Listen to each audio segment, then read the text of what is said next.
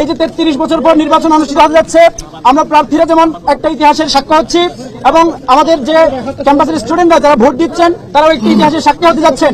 কিন্তু আপনারা ইতিমধ্যে লক্ষ্য করেছেন আমরা এই নির্বাচন চলাকালীন বেশ কিছু অসঙ্গতি দেখতে পেয়েছি। সর্বপ্রথম একটা সুষ্ঠু নির্বাচনের জন্য নির্বাচন কমিশনারের যে পরিমাণ প্রস্তুতি থাকার কথা একটা মাত্র প্রস্তুতিও তারা ভালোভাবে গ্রহণ করে নাই। আমরা একদম শুরু থেকেই বলি যে কোনো নির্বাচনে প্রতিটা বিভিন্ন দলের পক্ষ থেকে অবশ্যই পুলিং এজেন্ট প্রয়োজন, কিন্তু আপনারা লক্ষ্য করেছেন পুলিং এজেন্ট রাখার জন্য আমরা গতকাল রাত বিশ্ববিদ্যালয় প্রশাসনের কাছে এসেছিলাম, কিন্তু বিশ্ববিদ্যালয় প্রশাসন এসে যখন বললাম যে আমাদের রাখতে হবে পুলিং এজেন্ট রাখতে হবে, কিন্তু ওনারা তখন আবার সিদ্ধান্তে বসলেন যে তখন তারা মিটিং করতেছেন যে পুলিং এজেন্ট রাখবেন কি রাখবেন না। এটা আসলে অনেক আগে করা দরকার ছিল, কিন্তু বিশ্ববিদ্যালয় প্রশাসন সেটা করেননি।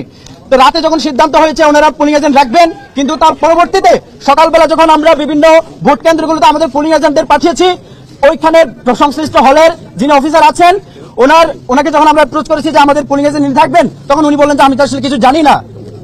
এই হলো বড় সমস্যা, এগুলো আসলে অনেক বেশি জানা দরকার ছিল, যদিও বিষয়টা পরবর্তীতে সলভ হয়েছে।